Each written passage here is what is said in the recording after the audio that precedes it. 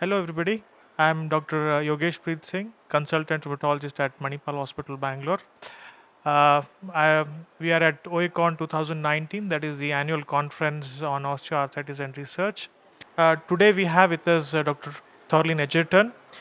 She's a lecturer, Department of Physiotherapy, Center of Health and Exercise and Sports Medicine in University of Melbourne, Australia. We'll be talking to her today about role of physical therapy in management of osteoarthritis. Hi, Dr. Thorley. Hello, nice to meet you. Uh, what do you think is the role of physical therapy in management of osteoarthritis? Well, as physical therapists, we practice evidence based medicine. So, if we look at the guideline recommendations for management of osteoarthritis, the guidelines tell us that we need to be doing education, giving exercise and physical activity advice, and helping people to lose weight if they're overweight or obese. So they're the primary things that physiotherapists will be involved in when caring for people with osteoarthritis. So there are some other physical treatments that we can try with some patients, but the core of the care that we provide will focus on providing good education, exercise and physical activity advice, and talking to people about the importance of adequate nutrition and weight maintenance. All right. So, as I can understand, the role of physiotherapy or physical therapy is not just exercises, it is along with that educating the individuals about what the condition they have, and along with that also advise on proper nutrition and the importance of weight loss. That's correct. Right. uh, what are the modalities of physical therapy which can be used in individuals with treatment of individuals with osteoarthritis? Right. So, in addition to spending time with patients to help them to understand their condition and how to self manage effectively, and in addition to providing them with good advice and information about exercise and physical activity, physical therapists can also try some other modalities, which include TENS, the Okay. appropriate use of a walking stick, some advice on footwear or insoles in some circumstances, and some advice on some home pain relieving remedies that people can try. All right. So what I can understand is that it is uh, a combination of things, and it also probably depends on the individual, I guess. So it's an individual, so there is no common prescription for physical therapy, so it depends on each individual. The on the depends on that what modality he or she receives. That's absolutely correct. So there's no one size fits all treatment for people with osteoarthritis. It's important that we find out what the individual patient's needs are, what their home and family circumstances are, so what their lifestyle influences are, and also what their preferences are. All right. And then we can create a long-term management plan, help them to create a long-term management plan so that they can get the most out of their life over the many years to come living with their osteoarthritis. I might need to say that one again. All right. So, Dr. Tholin, how do you decide, uh, what modality an individual requires? So, how do you decide the treatment plan for each individual with osteoarthritis? So we like to spend time with the patients so that we can fully understand a lot about them in terms of their understanding of the condition, their preferences, their environment that they're living in, both social and their physical environment, and also, of course, the presentation of their osteoarthritis. So the type and the frequency and the severity of the pain that they're experiencing, and any other symptoms that they're experiencing in their joints, for example, in their knee joint, such as stiffness or swelling problems, the problems that are concerning the patient. And we also need to find out a bit more about the patient as a whole. So that's taking a holistic biopsychosocial approach to the patient's assessment and management. And that means we might need to find out how the osteoarthritis is impacting on their lives. So is it also leading to problems with their mood? Is it leading to stress? Do they also feel fatigued? Is it interfering with their sleep? And so on. And so we like to find out a lot of information about the patient so we can tailor a very specific plan that's going to meet their needs. All right. So, as we can understand, it's a tailored approach, and then it's not just some form of, say, TENS or electrical therapy, not like that. So, it is tailored approach for each individual, which includes exercises, and then to see a patient as a whole and decide treatment separately for each individual. Tailored approach, as we discussed earlier. That's correct. Yeah. Right. Uh, the other common question what we get from individuals with osteoarthritis whom we see in clinic is, regarding pain in osteoarthritis. So people are concerned that, whether the physical therapy will worsen the pain, and uh, what to do if the physical therapy, how to go about it. So that's the common question which people ask us in the clinics. Well, I think it's very important that people with osteoarthritis understand that osteoarthritis only progresses to severe symptoms only a small number of people. So the chances are that somebody with osteoarthritis is going to have a fairly stable condition for their whole life and probably won't ever progress to needing to consider surgery. So that's the good news, and people need to understand that. And that it's very important that they don't start to avoid activities and avoid participation in their life, because that can lead them into developing more problems secondary to their osteoarthritis. So another very important thing for people to understand is that sometimes, or they should expect to feel some pain when they're participating in exercise or their activities of daily life.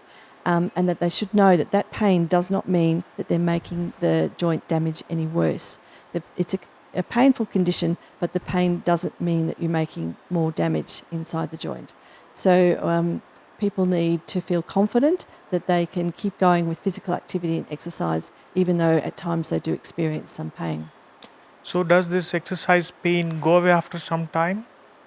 So the pain with osteoarthritis is highly variable, so it's difficult to say from one person to the next how much or what type of pain they're going to experience with different types of exercises or activities.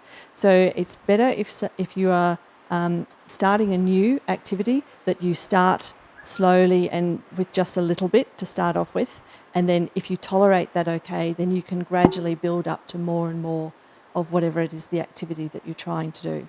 All right. So what I can understand is that people with osteoarthritis have to be as physically as active as possible, and that, when we start exercises, the pain may increase. So it has to be done in a graduated manner. Mm-hmm. So that is what I can understand. But That's they have to perfect. be as active as possible. That's Right. right. Mm-hmm. We also need to make sure that people are focusing some exercise on strengthening the muscles of their thigh. So if people can fit in just a little bit of exercise, just a few times a week, they should do exercises to strengthen their thigh muscle, because we know from a large amount of research that that is very effective at reducing the pain from particularly knee osteoarthritis. All right. So thigh muscle exercise is very important so that we can build strength in them, which in long term will help in reducing the pain with Absolutely. osteoarthritis. So osteoarthritis is a long-term condition, so it's not something that's likely to go away, which means that people have to learn how to manage it over the long term, over many, many years. So it's much better if people are actively involved in their own care, their own self-management, rather than relying on the help from health professionals to provide them with pain relief and other treatments. All right. Is there any relationship between, footwear and osteoarthritis, or is there any specific footwear for osteoarthritis? We don't know enough about footwear and osteoarthritis to give a very clear answer to that question at this stage. Generally, we would recommend people to avoid wearing high-heeled shoes if they have knee or hip osteoarthritis. But apart from that, we don't really know enough to be able to give people specific advice.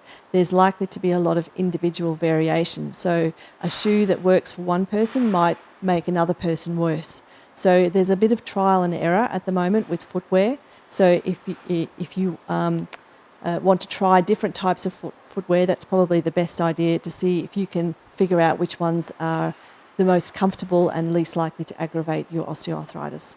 Right. So what I can understand is that, at this point of time, it's very difficult to say that footwear by itself may cause osteoarthritis. So there's not much data to say that footwear itself may cause osteoarthritis. From footwear point of view, again, if probably avoid high heels, but otherwise it's very individual based. So you have to wear a footwear and see if it is comfortable for you.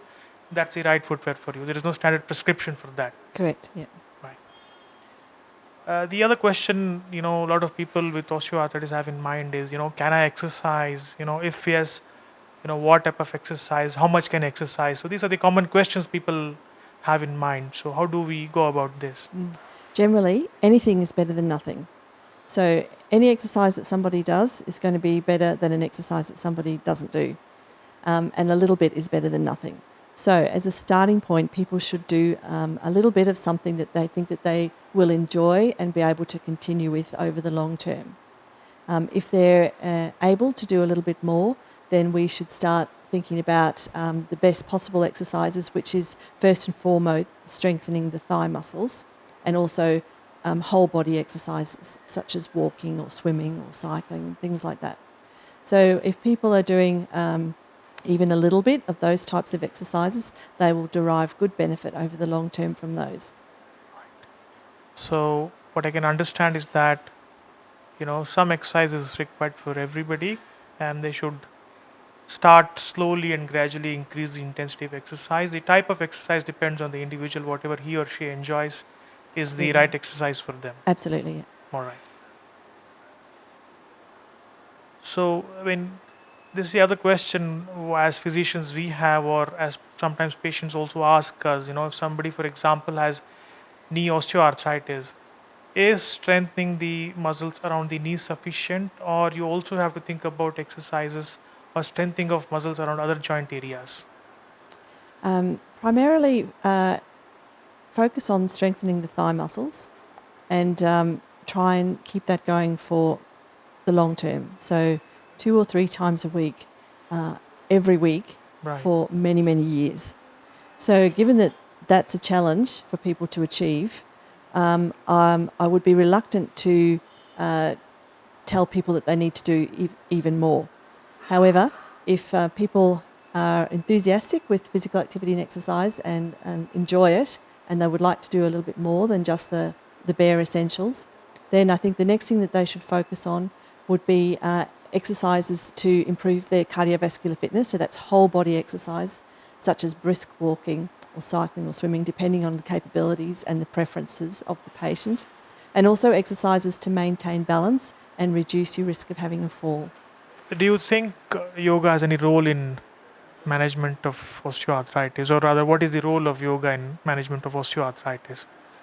Okay, so firstly, we know that exercise has been shown to, all sorts of different types of exercise have been shown to be beneficial for people with osteoarthritis. And that includes water-based exercises, Tai Chi, aerobics classes, strength training. They all have been shown to be beneficial. So the mechanism that all of these different types of exercises work is quite complex and quite varied. And it's not just about the specific action of the exercise on the local muscles.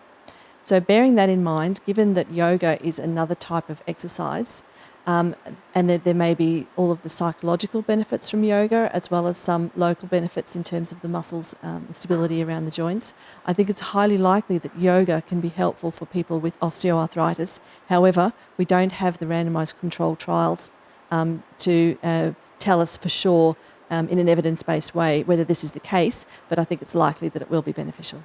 Right. So what I can understand is, based on available literature on other forms of exercise wherein they are beneficial. So based on that, yoga should also be beneficial, but again, it probably needs to be individualized for each individual, and then based on the type of osteoarthritis, maybe different kind of yoga may be required, which needs to be kind of done by the yoga instructor. Yes, fortunately, yoga is carried out in quite a slow manner, which means that most people will be able to control the movement of the joints so that they don't do any damage during yoga, provided they work within the tolerance of normal movement and their experiences of pain. It should be quite safe. So, Alright. yeah, I'm pretty confident that yoga would have benefits for people with osteoarthritis. All right. So, you know, how, what is your advice on individuals with osteoarthritis? How do they manage, or, self-management of osteoarthritis? So, what advice will you give to them? As I said before, osteoarthritis is a chronic condition. It's probably people are probably likely to live with it for the rest of their lives to some extent. So self-management is extremely important, because if people can self-manage effectively, they can continue to do the things that they want to do and have a good life despite living with osteoarthritis. But I think it's very clear that we make a distinction between what we're talking about in terms of self-management and self-care or self-treatments. So self-care or self-treatments are like home treatments. So they're the things that people do on their own without the help of healthcare professionals. However, self-management is more of a team approach to long-term care. So with the advice and guidance of a health professional, then the patient can do a lot of the treatment themselves without necessarily needing to see the health professional very frequently.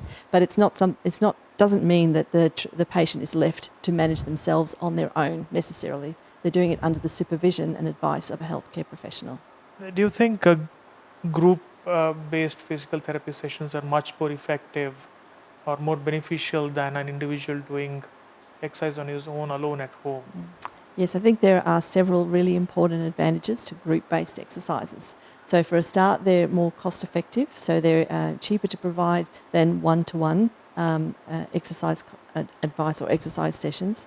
So there's that advantage. Another advantage is in terms of adherence. So for some people, including myself, I would be much more likely to turn up to an exercise group at a certain day on a certain time and continue that regularly.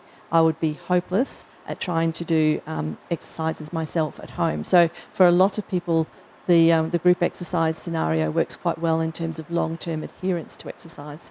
And the third benefit of group exercises is the social support that's received by the contact with other people who are experiencing a similar condition to yourself. So it's quite good to help each other to work through problems, and it's also quite inspiring to see people who are managing osteoarthritis successfully through the exposure through the group.